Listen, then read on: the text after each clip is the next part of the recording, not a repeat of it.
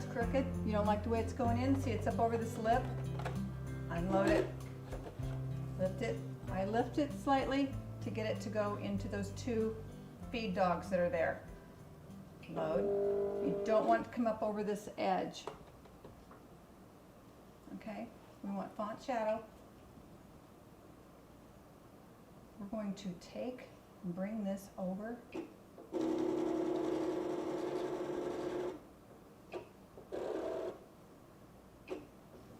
Put it on top of the fondant.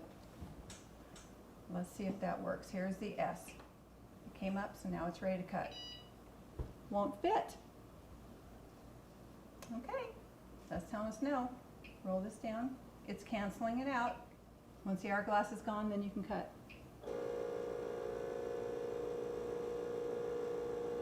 It's going down to the lower half of the S.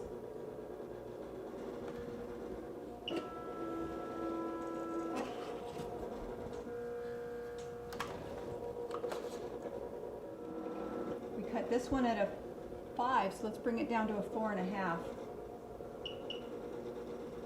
Bring it over. And there we go.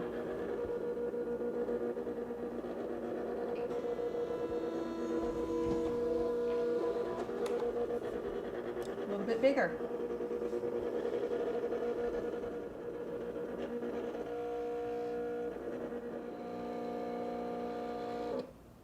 Okay, this one.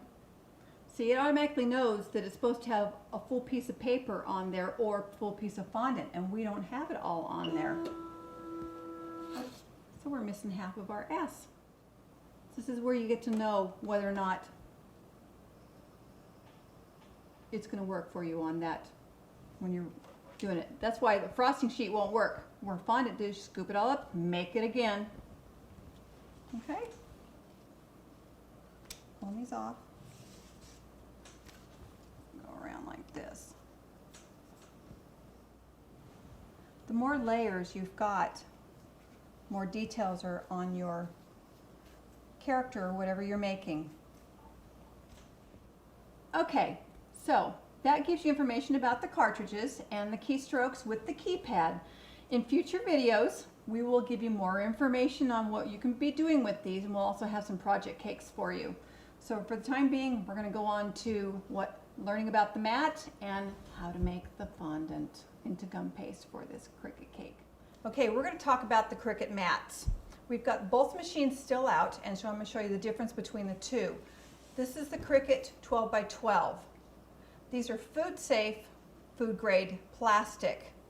Okay, it's scored into quarters, and this arrow means that this is the direction it's going to feed into the machine.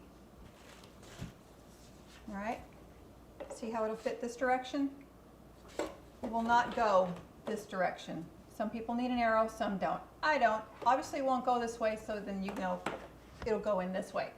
But if you return it around where the hole is right here from the store hanging it, it'll fit that way too. Both ways this way, just not sideways. Now with the Mini, that's obvious which way it's going to fit. Either end will go into the Mini when you saw me working with it earlier. Okay, and turn it around, both ends will go in. The mats have to go in and hit underneath the areas for the rollers that are right there.